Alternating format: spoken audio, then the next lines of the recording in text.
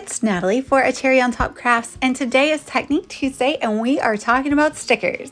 So I am working in a 6x8 album and I'm going to use the Tourist Mode collection from Pink Fresh Studio. So I'm showing you, I have this large photo. I'm going to put all those little squares into a pocket page off screen, but I'll show it to you at the end.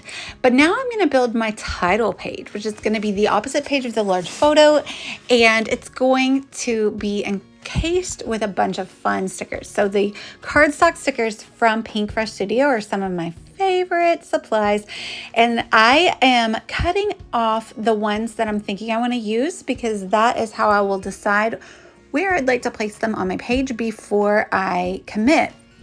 And I do kind of change my mind around here a little bit. So some things that I'm looking for is not too many words. I don't want too many words to distract from what else I'm saying on the page. I'm also looking for some color coordination, some contrast amongst the page, or like, I don't know the right word, like not even necessarily a visual triangle, but if I'm going to have a pop of that red over here on the right, I want a pop of that red over here on the left, things like that.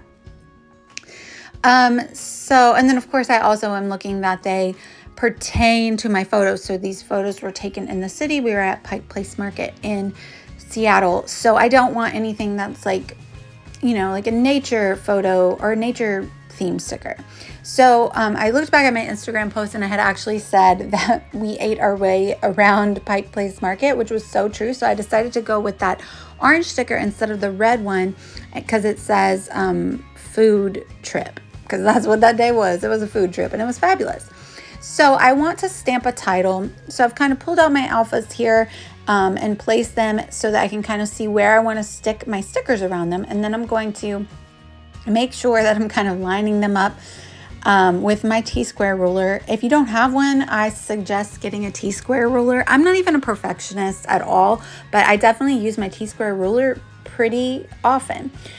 When you're stamping, to keep that lovely crisp white, I suggest after you ink up your stamp, use your cloth or your paper towel or whatever you're using to make sure there's no additional ink on your block like I'm doing right there, and that way you don't accidentally get ink where you don't want it.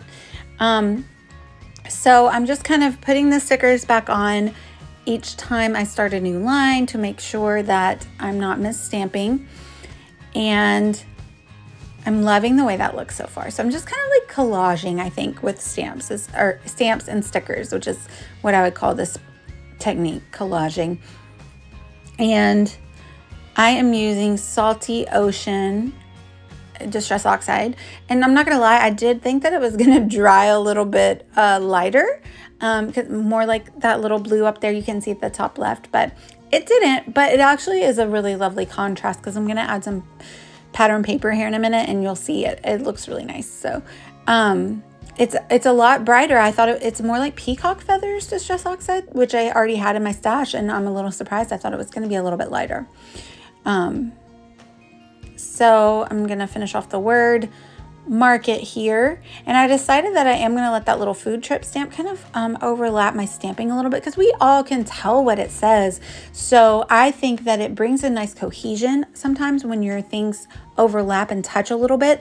So that was my mindset with that. And you saw me wiping my fingers, so I was making sure that I don't have any ink anywhere on my finger because I don't want to get it on this nice crisp white paper. I worked really hard to stamp it, and I've learned from experience that I can ruin a good stamped page easily by that. So I'm just gonna, you can see I just overlapped those stickers a tiny little bit, and that just makes everything kind of feel like it goes together. I did delve into the ephemera pack just a tiny bit because I wanted that little map down there. Pike Place is a little bit large and we kind of had to consult the map a few times, but also I just wanted an icon that didn't have words there, so to give the eye a place to rest. And now I'm going to figure out what I want. I wanted to go with more map theme in the blue color, so I pulled out this 6x6 paper pad from Tourist Mode, and I'm just gonna rip a little piece of paper. And I actually decided that I wanted it to go downhill and kind of end off because I am going to put holes in the side to go into my bound album there. So I'm loving the way that that looks, and I'm just going to use that little extra piece up here. And I felt like that filled out the page very nicely, and I didn't need to add anything more. I had even thought about adding a strip of paper down the side for the holes, but I didn't even need to do that. Now I'm going to take the large photo and I'm going to fill some of the negative space with some stickers. And those are really helpful when we're turning the page in my album because it's outside the page protector. So it gives the reader a place to put their fingers and not touch my photo. But it also helps to bring cohesion. Like I said, you can see that backpack has the red and the orange. So it's pulling the orange from the food trip sticker. And I'm overlapping and touching just a little bit, and it doesn't have any words on it. So it is, just an icon, which I appreciate.